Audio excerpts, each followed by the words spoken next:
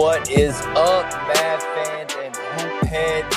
Hope your vibes are immaculate tonight. I'm AG, the CEO, editor-in-chief, director, manager, and all that bullshit, and your host. Welcome on into another episode of Mavs Rundown. Appreciate you for listening. And today we are joined by a special guest, again, returning special guest, Lakers Chris. What up, Lakers Chris? What's up, AG? And he Chilling. joined. Yeah, nice to have you on, man. And yeah, of course, he joins tonight when, of course, the Mavs played the Lakers, and the Mavs actually take down the Lakers tonight, 109-104. And if you missed this game, man, you missed a fucking thriller, man. This was a great game. It really, me and Lakers Chris, we were texting. He was saying before the game, man, this is gonna be a blowout by the third quarter, yada yada. And honestly, the first half, it looked like that shit. It looked bad. like this thing was leading towards a blowout in favor of the Mavericks. The Mavericks offense was just looking smooth. Everybody was hitting their shots. And it was really causing havoc. We were causing havoc kind of for the Lakers, and of course, foul calls were not going their way either. And it was just really lopsided in the first half. And then if you missed the second half, you tuned out, man, you missed one hell of a second half. The third quarter, the Lakers go on a 31-14 run in the all of the third. Basically what the Mavs did in our previous game last night in the fourth quarter, except the Lakers did that to us in the third quarter.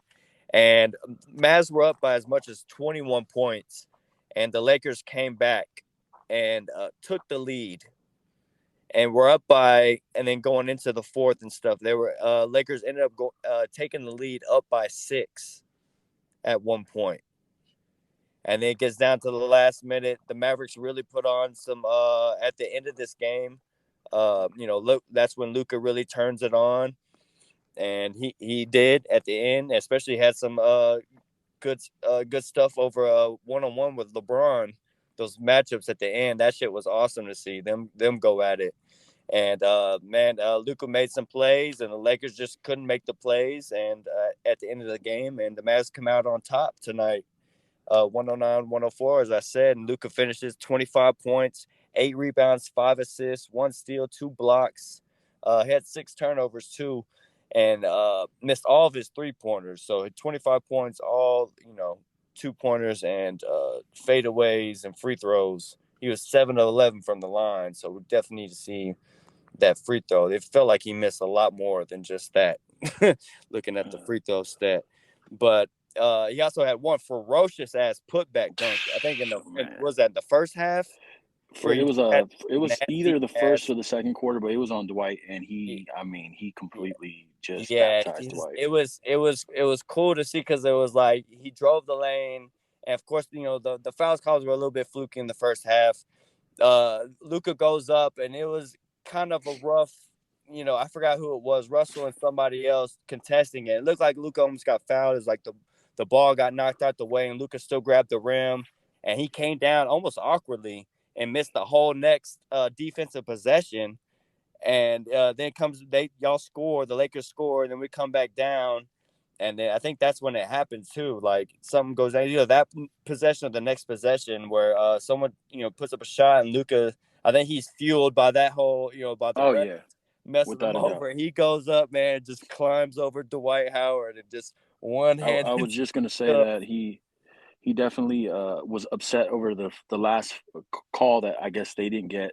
Mm-hmm. And it relayed to him just going ham, and he got up, man. And I like to see Luka do stuff like that, because he's not known to be an athletic dude. And then when I see those guys like his type of player get up like that and just jam it makes me say, damn, this kid has some athleticism to him. Yeah, no, definitely agreed, because honestly, people don't go back, and if you look at his before, of course, everyone knows about his health and needs to be in shape. But if you go back and look, like when he's in shape, man, like even go look at the tape before the draft when he was playing Madrid, man, he was, fast break situations, boom, Euro step, and then boom, yam it with one hand off a slowed up Euro step, and it was just like, he has that little sneaky athleticism, and Yeah, it's definitely awesome to see him in shape and actually I, I doing. agree, man. I said the same thing, and I want to say either Jimmy Jackson, the other guy who was speaking, that was commentating today, brought it up, I believe. X Mav. Ex-Mav player, ex-Laker player. Yeah, right.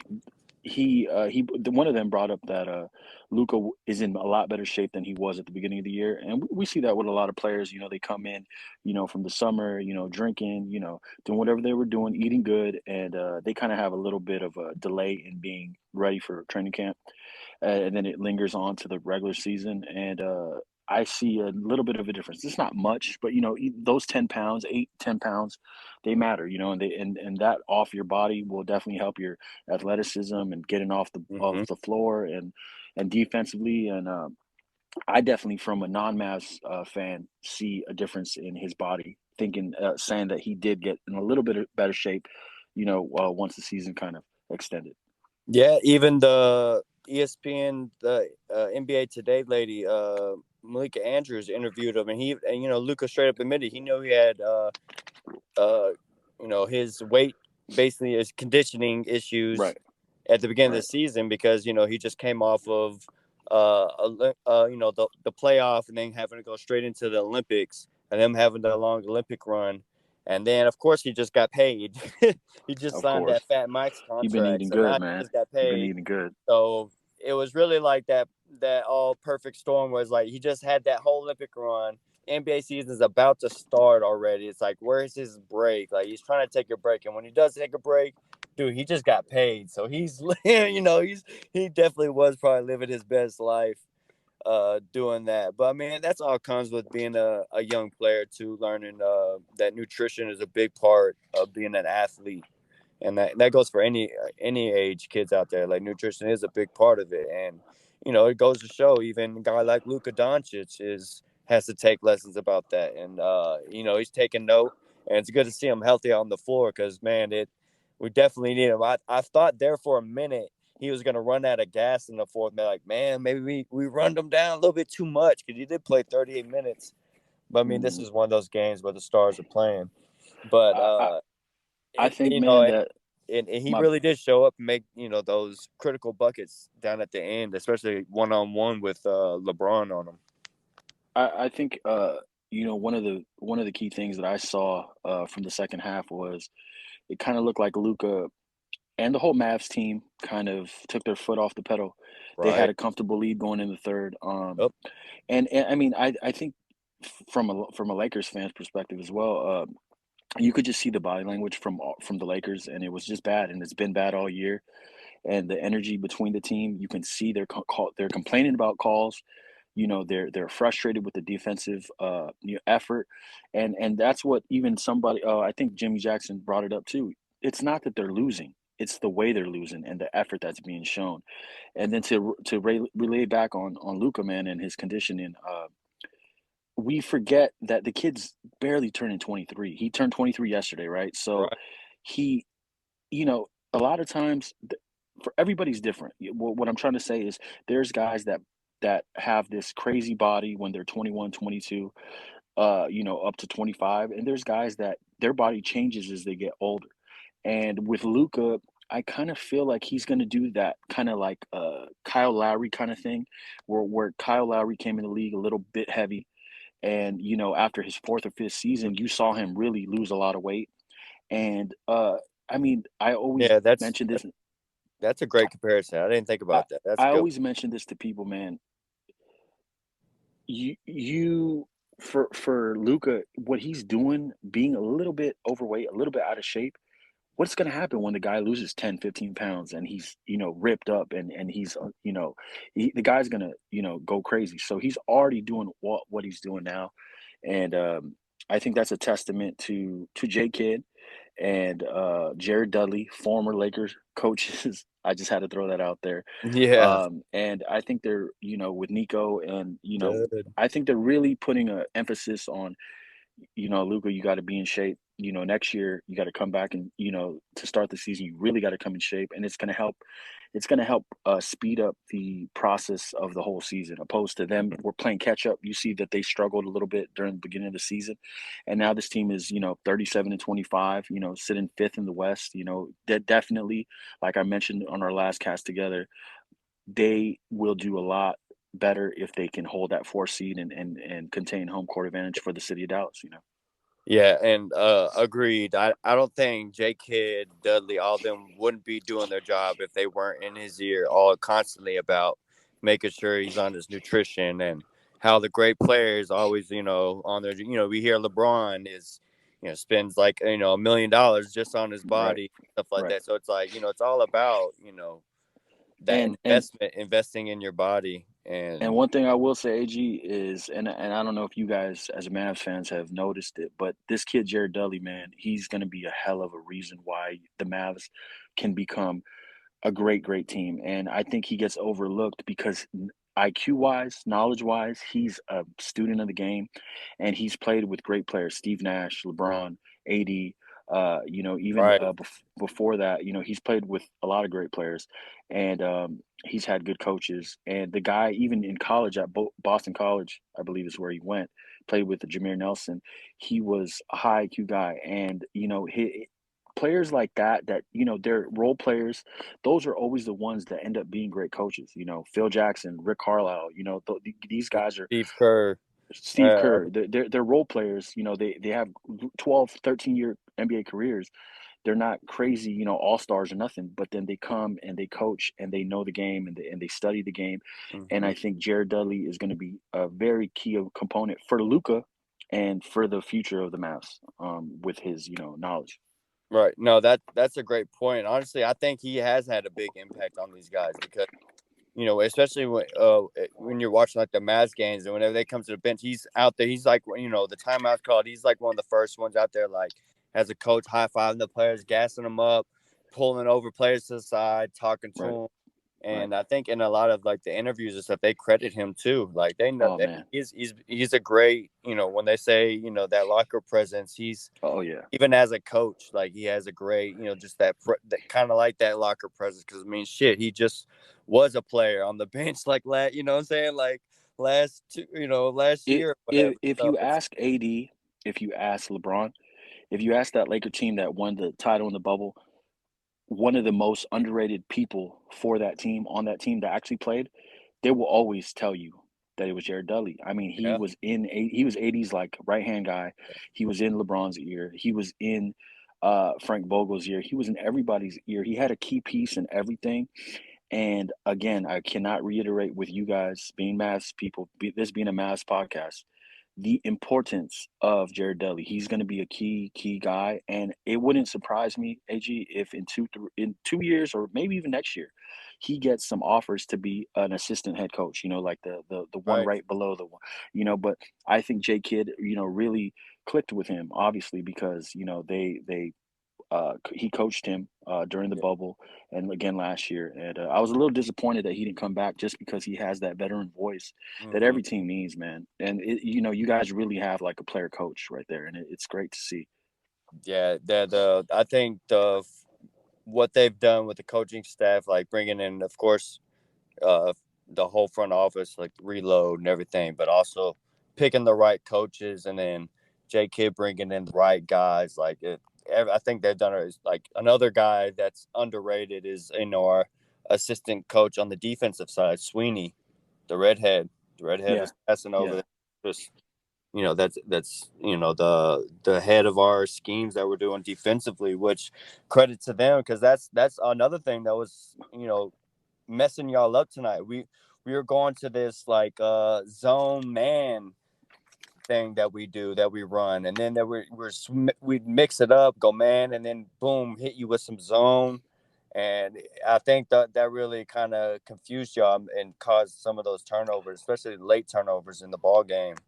And I all this new defensive mindset and attitude that Mavs been having, that's definitely goes starts with J Kidd, and then it goes on down. Everybody's just doing their part, and doing their Yeah, job really and coaching these guys the right way. I definitely see a difference in the defense. I was surprised to see some of the numbers for you guys. I know you guys are at the moment, if I'm not mistaken, top 10 team on defense, ninth, I believe, in the league right now.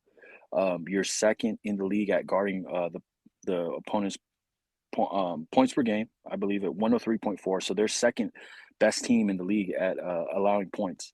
And also the 3-point percentage of the opposite team, they're top three, I believe. So you guys got a top 10 defense. Um, and again, I see an improvement from the beginning of the year. And I think, like you just said, AG, Kidd and Dudley, as well as the other coach you mentioned, influence on I think Yeah, letting Sweeney. the team know, hey, we're going to score points. You know, this is a dynamic team. You saw Finney Smith today. You saw Brunson, who's I think probably, bro, top 10 underrated players in the league. I don't think he gets enough credit for being, a great point guard, Because decision very maker, consistent. controls the game, can step back, can hit you with a little shimmy, can drive it on you. He had a drive on LeBron where, I mean, Brunson's what, 6'1"? I mean, he went right past him, bro. I mean, he's really an underrated Yeah, player, and I think you guys got to do everything in your power to, maybe offer him and I don't know if this is going to work, but maybe offer him a shorter deal, like a 2 year, $50 million or 40 million, something where he can see a lot of money. I mean, he might go chase that longer contract, which a lot of players do. But I think that you guys will have some home court advantage with the fact that he's been a Maverick his whole career, and Luka and him are close, and the fact that you got Jason Kidd as your head coach now, you can learn from the best point guard, a top 3 point guard, top 5 point guard, whatever you guys want to call him. One of the best yeah, players that ever played the league, and a former Maverick. And I think that's another a big thing. They see that this Jason Kidd played for the Mavs, 2 times. He won a title with the Mavs. So that's right, definitely going to be big for you guys as a selling point. right. And going back to what you mentioned, shit. I hope that would be a great idea if we signed him too, because then it lines up maybe with some. How we always like to line our money up for free agency and shit. Yep. So, so that would actually be maybe. I mean, who knows? And another thing with Brunson, it's the thing with him here. We'll go into that's perfect segue because I was about to get into our the role players for the Mavericks real quick. Right. Brunson tonight had 22 points, 2 rebounds, 4 assists, 4 steals in this game, and he was 4 of 6 from three. Knock it down on threes, how we want to see him doing it, taking 6 of them, which normally, he takes like 3, and you're like, come on, man, like take more. Like you're out there with Luka, like the open shot, take them, and he finally does. And when he does, Right. he's always very efficient. And tonight he's 4 of 6, so great job by him. 22 points, as I said. And again, to go against the Lakers squad, which I mean, some of these guys have some length on them, and that's kind of been the knock on him that he doesn't do well against a lengthy guy Longer. Yeah. stuff. And tonight he kind of helped prove that in the other direction because he had Taylor Horton Tucker guarding him. He had, y'all had some lengthy guys over there for the Stanley Lakers. Johnson was on him a couple times, and Yep. Brunson flew right past him. Yeah. Um, He's very Again, crafty. Very, I very don't I crafty. don't think Brunson gets enough credit, man. I'm trying to think of a player off the top of my head that he reminds me of. I tend to compare left-handed players to other left-handed players. But I think with him, man, he's just so smooth. What He about has that one like that the Mavericks almost got? He's like almost like a really good prime Goran Dragic. You know, I like that comparison. you know what I'm saying? Kind of can you drop 20 on your head, something. I think Goran may be more potent maybe offensively for now, because Jalen's still early in his career. But just that the way he can control the game offense doesn't, varies like a veteran guard, especially since he came in the league. Right, And yeah, Jalen's just got to prove it though. Like he's gonna get paid for sure. He's gonna get paid, but it depends how much. right, Like is like, or we're gonna have scares. The other team are gonna come and offer a big money. We're gonna have to basically have to let them go or something, or figure out a signing trade so we don't lose him for nothing. Because like if he bombs again in the playoff, because the last 2 playoff series have not been good for him, especially going against Clippers with their length. So if he correct. comes out, it's all for him. Jalen Brunson, honestly, it's all about playoffs for him. Like, we know he's good. Like, especially we know he's getting better, especially during his season play. But we need to see him do stuff like this in the playoffs. Like, that's gonna determine whether he's making, I think he said reportedly he wants like 4 years, like 80 million, or compared to if he goes off in the playoffs doing well, like he did tonight. Some other teams might come knocking, offering 190 or 100. You know what I'm saying? So I don't, and this is just my opinion. I don't think he's going to get that much. But right. look at what happened to Reggie Jackson last I'm year. about to say, you never know who could get paid. Like, you never know what, yeah, exactly. And he can go off, and you never know. All of a sudden, New York might try to throw all their money at him or something. I Right. could definitely see a team like that trying to lure him away. He's already said he wants to stay here. So I think we'll end up getting a deal for him to stay, but it just depends how he does in the playoffs on how much. But getting to our role players, man, yeah, Brunson had a great game as usual. He actually stepped up tonight, so yeah, great game for him. Dorian Finney-Smith, 16 points off the bench, 9 rebounds, 2 assists, 1 steal, 1 block. He's all over the place. Did great.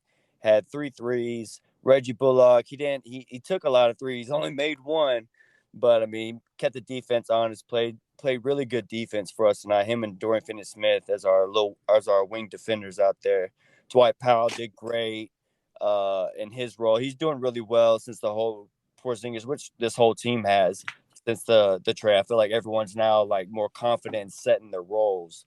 And Dwight Powell 13-7, and the man of the night that I again like to mention, or not the man of the night, but just another guy to mention, Spencer Dinwiddie, man, off the bench tonight, 14 points, 9 assists, almost had a double off the bench tonight for the Mavs, and he was again instrumental in this win and helping the Mavs also come back from losing the lead we already had. Help it gain the lead and then help get it back, because he's been awesome since getting him on this Mavericks squad. And honestly, the question has been, all right, can Spencer and Jalen Brunson have a good game together? Because since Dinwiddie came, I think Jalen Brunson had a good first game, but that was because Spencer was kind of being passive. And then the last 2 games, Spencer, went off for 20 and then 24. And then now tonight he had 14, played really well, and Jalen Brunson went off for 22. So to answer that question, yes, they both can play great on a same night together.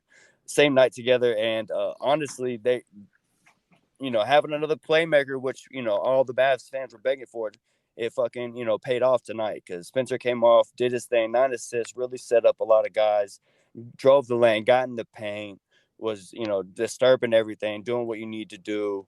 Did a great job for us. And then, of course, still have Josh Green, did a great job. Maxi Kleba, wish he'd be more aggressive taking shots, but he still did good defensively. Had 2 blocks and a steal. Finished with 6 points, 7 rebounds. Bertans came in, of course, he's jacking up his threes. Weren't falling tonight, but I like to see him. He was doing good, active defensively. I like to see that from him. He's not just some slug out there 6'10". He's actually out there trying to move around on defense at least and be active.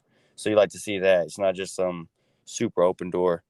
And yeah, man, I just wanted to give my little shine to Spencer real quick, and that he really helped the offense click, and I think he's going to be great for us moving forward, especially, again, as I said, I gave him a pass really for this year for judging him, because I know guys coming off their ACL injuries are always best in that second year back. So I really would rather see him or would judge him starting next year if we still have him here. But of course, so I think all we're getting right now from him is just bonus. All right, cool, this is what he could be. So yeah, good stuff from him. Good to see all the playmakers did their job and helped did their thing. So what are some things that you had about this game? What are some notes? What are some things you've seen? The Mavs are a better team than they were, at the beginning of the year, or even at the end of 2021. They definitely look like a new team, man. They look like a new team, and they look like somebody they look happy, and that's one thing I noticed as a Laker fan, as a Yeah, non-Mavs fan. They look like they wanted to. They look like they want to play with each other, and they look like they enjoy playing with each other.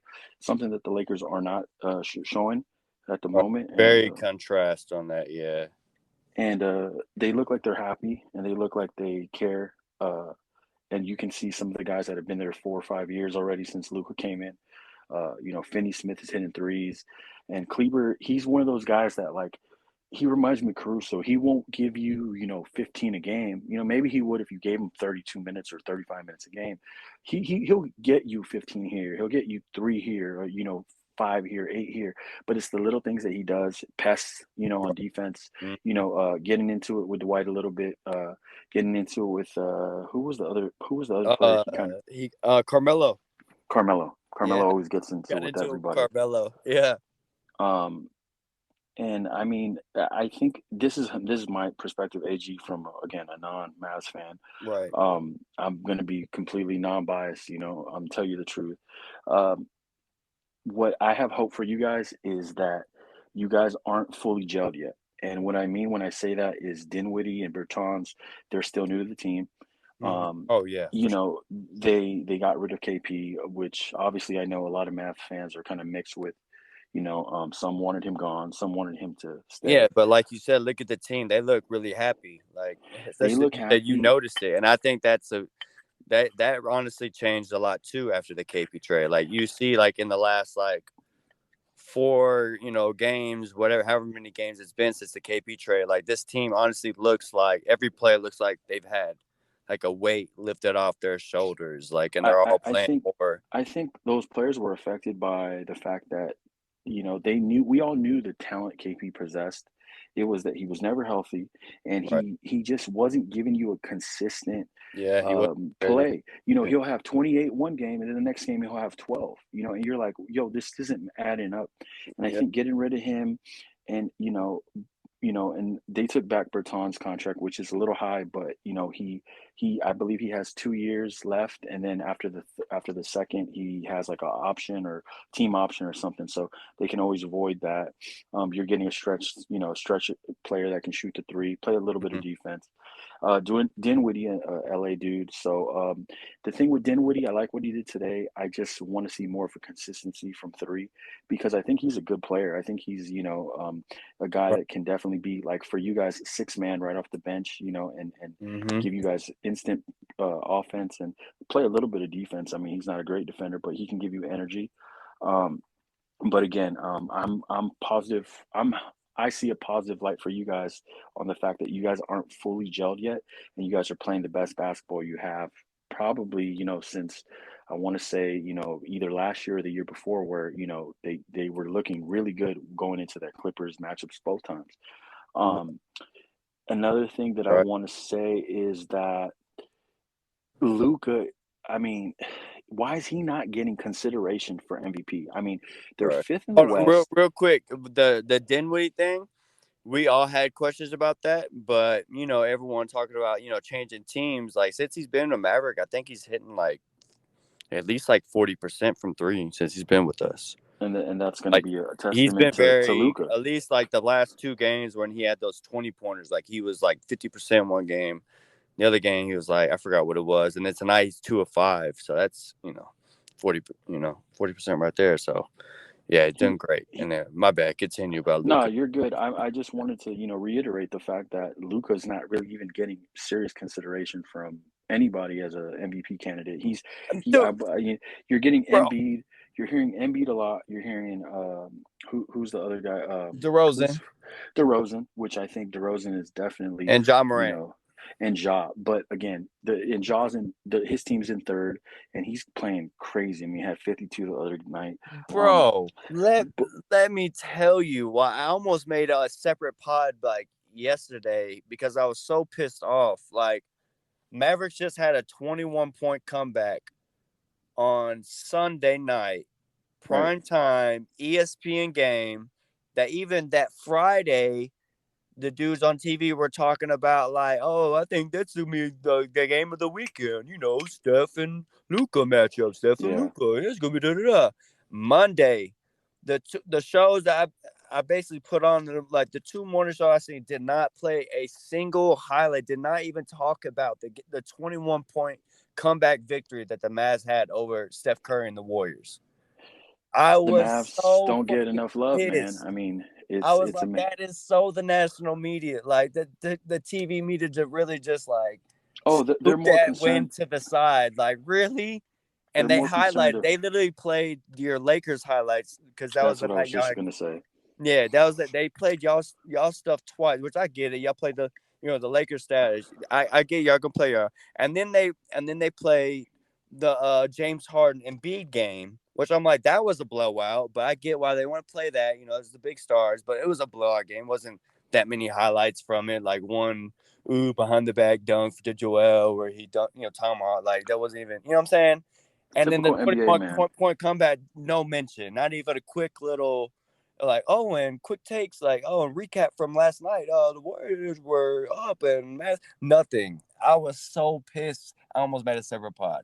So honestly, Um, with seeing that, I'm honestly not surprised, and I bet he won't get that respect. I'm glad the voting is on media for like I think the all NBA team and stuff like that. I think that's more on the coaches. I don't think that's media. I hope not, because they seem like they're fucking him this year, like with Typical a lot. NBA focusing on the Lakers. Even when they're getting blown out by 30, the whole thing is about Which I the mean, I, Lakers. I get the Lakers. That's the capital, and then the expectations. But I mean, they are like really shoving Ja Morant in your face, and then the nerve for them to really be like, oh, who would you rather have, Ja Morant or start a franchise, Ja Morant or Luka? Like, I get Ja Morant's having an amazing season, but let's not get this shit twisted. Like, Luka fucking Doncic is like already the damn near like top 5 player in the whole league. Like, let's not get this shit twisted. Like, everyone Uh, is picking Luka. Oh. I'll pick Luca, but let me ask the people that would go for Ja this. Who has the better team? Ja has the better That, team, man. bro, that's what I'm He saying. he has the That's better what they team, keep pointing and at for Ja, and then they want to, and then people like, oh no, like their team is good, and then I heard, oh, I'm gonna get mad because I'm mentioning him, but fucking dumb, I think it was dumbass Kendrick Perkins saying like, people want to point at no, their team is better. No, John Morant set the tone. No, motherfucker, the fucking team organization set the tone because they draft well and they have a good fucking team built around John Morant. So when he's out, they go 11-1 without him. right.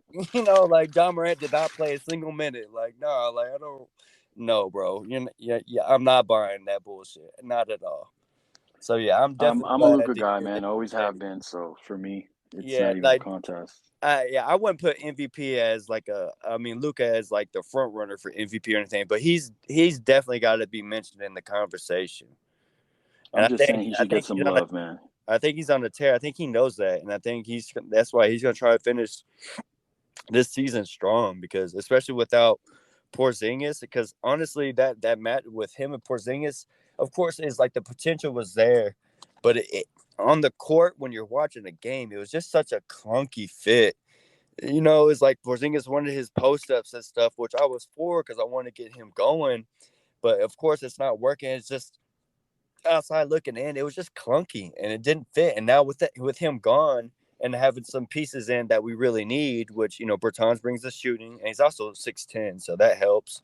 And then Dinwiddie with the playmaking, like I think that just Right. opens the whole floor out for Luka to be able to do a whole lot more. So You I saw him in the fourth quarter. He was cooking, man. And I mean, the yeah, guy looks comfortable. He looks, motivated. He looks like he's happy. He looks like he's in a good place. And like I said, he was cooking. He was cooking on LeBron, and yeah. that's why you guys got the win. He literally, got you guys to win. I mean, you guys were down by, I believe, 195, and ended the game on a 14-4 run to win the game. So. Yeah. Um, again, as a non-Mavs fan, man, he's my favorite player in the league. I love his game. I love his, he just has that edge to him and that grit to him, just like Ja does. And I think that's what's going to make him and Ja, two of the top 5 players in the league for the next 10 to 12, 15 years. Oh, for sure. Before we get out of here, I do want to bring up, since I have you on, bring up your Lakers real quick. And like, yeah, this is again a tough loss because Mavs were up by 21, then y'all come back and y'all take the lead, and I'm like, of course, here we go. Like we, get lackadaisical, and we end up giving up the lead, and then Right. y'all end up giving it right back. Like, where do you see the fault in this game for the Lakers? I know To there's be plenty of blame to kind of go around, but who would you mainly put this on, or what would you put I this on? think partially you got to put it on Russ because at the beginning of the game you saw him taking it to the basket, drawing fouls, and then once you saw him, not getting calls, and the again the same shit with Russ every year. He just takes bad shots. He takes threes when they don't need threes. He's doing these plays that they don't need to do. And man, I think I put a lot of blame on Russ. I put a lot of blame on Frank Vogel and his lineups, man. I don't think he comes with, enough rotation. He keeps the same players in. You got Russ playing with THT, both can't shoot, and then you got Dwight in the game too. I understand to have Dwight in the game. He's a big man. We need a five, to play some minutes. But Mm-hmm. then you got Russ and THT playing at the same time. Just not a good fit, man. I saw that they had 30 different starting lineups this year. That's not going to make it anything easier to win. No cohesiveness. The body language of the team is just bad. They don't look like they enjoy being together. They don't look like they like playing. LeBron, your leader, showing the same motivation.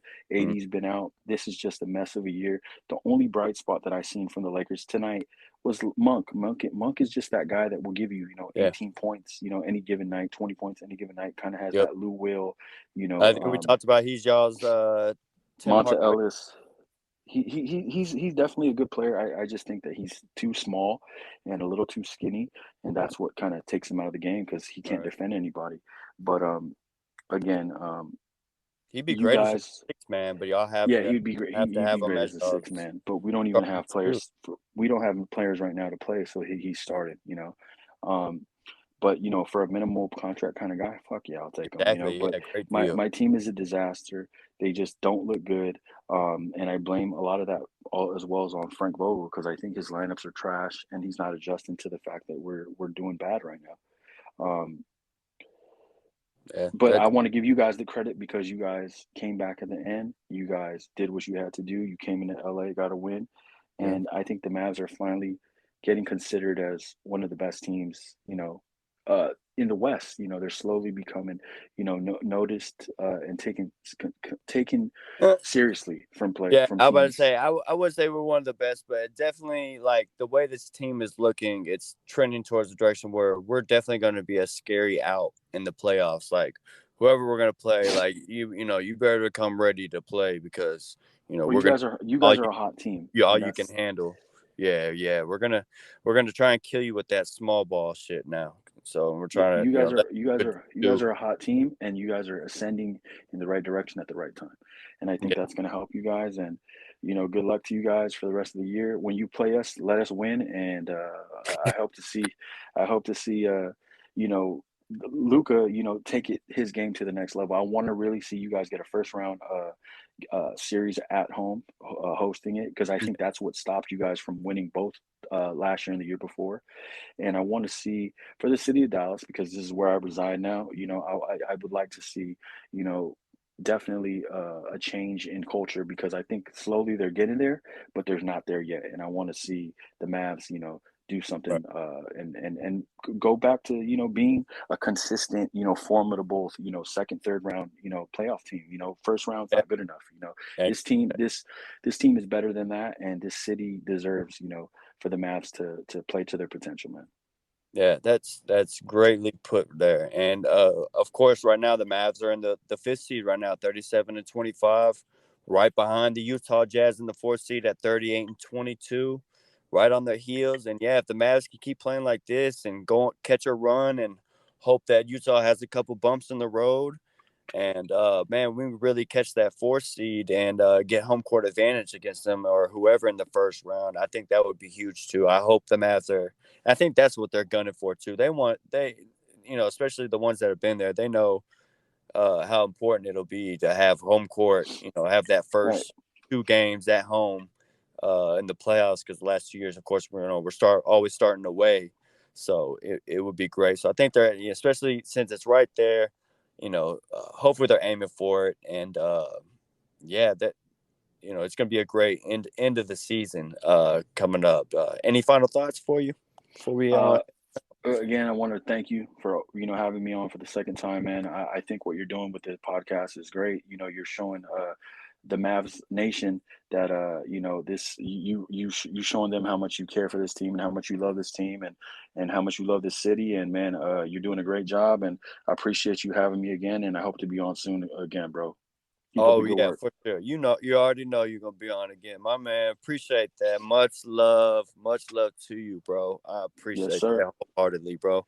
And you And guys go and check the podcast out, man, because this guy's dropping content all the time. I'm always there. You pop up on YouTube, I'm clicking. And you got to continue to spread this knowledge of the game that you have, man. You're definitely a smart dude when it comes to hoops. hell yeah, my man. Appreciate that. And likewise, you, man. That's why I like having you on the pod. Great minds get on here and talk some great, about some real baller shit on here. So Hoop yeah, heads, that's real hoop head, man. Fans, some some real real hoop hoop heads. heads on here, man. That's what we do, man. So Yes, hell yeah, sir. appreciate you having on again. Lakers Chris on here. Oh, the Mavs play again. Ooh, our next game is Thursday against the Warriors. Ooh, it's Please, a can you rematch. please beat them? Please beat them for Ooh, us. 7:30, guys. Get ready. You better clear your plans. 7:30 on Thursday, guys. It's Yes, going sir. down. But yeah, man, that's about it. That's all I have on here, man. I'm AG. This was Lakers Chris on here again. Thanks for listening. And again, you can follow if you want on Twitter at Mavs_rundown.